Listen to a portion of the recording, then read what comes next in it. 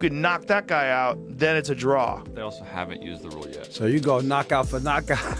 Boy, that rule looks like it's written by lawyers, doesn't it? Doesn't that rule look written by lawyers? So find out what's happening, because I think they were going to announce something today about Lamont Roach, Gervonta Davis. My sport that I've been in for 50 years, I hate what people do to it. I hate it. I don't hide that. You ain't gonna win. I say, why not? What you talking about? He like, they ain't gonna give it to you. I say, oh. Joe Rogan has slammed the Tank Davis versus Lamont Roach fight, calling out possible fight fixing. He criticized the bizarre rule allowing a knocked-out fighter 2 minutes to recover and return for a knockout, making it a draw. Rogan suggested the rule seemed like legal manipulation, hinting at potential rigging. Like you won the fight, but when the fight was over, before the judges, before the scorecards came up in the ring, were you worried at all that maybe you wouldn't get the nod? Y'all know something funny? When we was talking in like the 12th round, I think the 12th or 11th, we was talking shit, right? But he like, you ain't gonna win. I said, shit, why not? What you talking about? He like, they ain't gonna give it to you. I said, oh, is that right? So, that's how boxing work. It's sad to say, that's how boxing work. I'm not like totally upset. I figured with a superstar, you won't get too much on paper. But shit, I damn sure thought I had it. Especially when they announced the score for him. I was like, oh, they gonna give me a split decision win. I was like, oh yeah. I was like, oh shit, here it come. But as soon as I heard that 114, I was just like, damn, all right. Tank Davis versus Lamont Roach fight appeared to be fixed as Roach himself hinted at corruption in boxing in the 11th or 12th round. Davis told him outright they ain't going to give it to you, suggesting the judges had already decided the outcome. Roach admitted that boxing works this way, especially when facing a superstar like Davis. When the final scores were announced, Roach initially believed he had won by split decision, only to be disappointed. His reaction reflects the harsh reality of predetermined results in the sport. Against Carlos Famoso Hernandez, when he lands the punch and turns his back and takes a knee, he gets counted. You think of Miguel Cotto against Antonio Margarito, where it was under duress and he just took that knee. And of course, my compadre right here, Chris Algieri against Ruslan Provodnikov as well. It wasn't a particular shot. You feel something, you feel discomfort, you take a knee. All those times, there's a count, dude.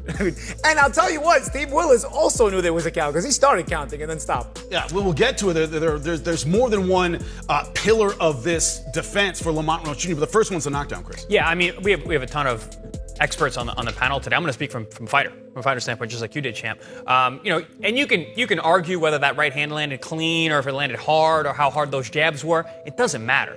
Champ, when you mentioned when I took that knee against Ruslan Provodnikov, I actually didn't get hit. I was still recovering from the last knockdown where my orbital was damaged. My eye was damaged. My vision was impaired.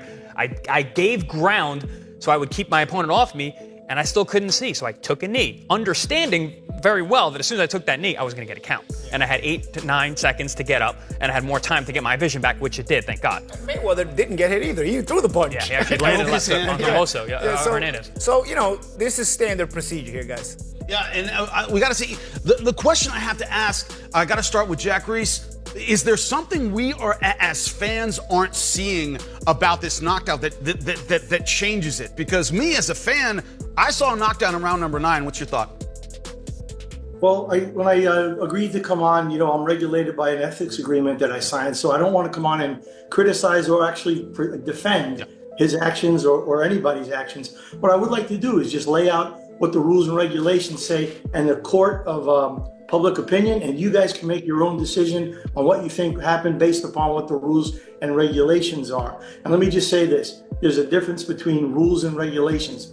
Regulations are very strict, they're written into statute, into law. That's the operating system, and then the rules are very flexible and they help you actually do the details, work. Veteran referee Jack Rice addressed the controversy surrounding the Tank Davis versus Lamont Roach Jr. fight. Emphasizing the adaptability of boxing regulations, he highlighted that the referee possesses supreme authority within the ring, granting them complete discretion over decisions such as knockdowns and stoppage. New York State Athletic Commission is reviewing the controversial, whatever. They said they blame on the production team. The blame is on the production team. The knee, all that. They say the New York State Athletic Commission says they are reviewing the controversial no knockdown call in the March 1st matchup between Gervonta Davis and Lamont Roach. Right? They deem technical issues, right? Involving Gervonta Davis taking a knee in the 9th round, blah, blah, blah, blah, blah. A technical issue. So apparently they had AOL dial-up at the Barclays Centers. Yeah, obviously. Yeah. I mean, this story gets crazier and crazier by the minute. And I remember when it transpired and we were talking about it. Yep. And nobody was bringing up the fact, and I think if we were the only people that actually brought up the fact that they actually reviewed it. They actually reviewed it after the round. Yeah. And stated that it wasn't a knockdown. Yeah. So it started, and maybe there was some misinformation, but that's what it was said. That's what they were told. That's what the commentators were told, that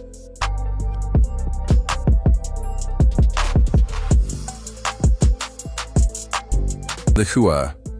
Contentious draw between Davis and Roach Jr., the New York State Athletic Commission acknowledged a review error that affected the 9th round knockdown judgment. The commission recognized the dispute and assured that an investigation was in progress. Despite appeals from Roach's team, the NYSAC maintained the majority draw decision. The events surrounding the Davis versus R. Roach fight have sparked discussions about boxing's credibility. Concerns have been raised that such controversies could erode public trust in the sport.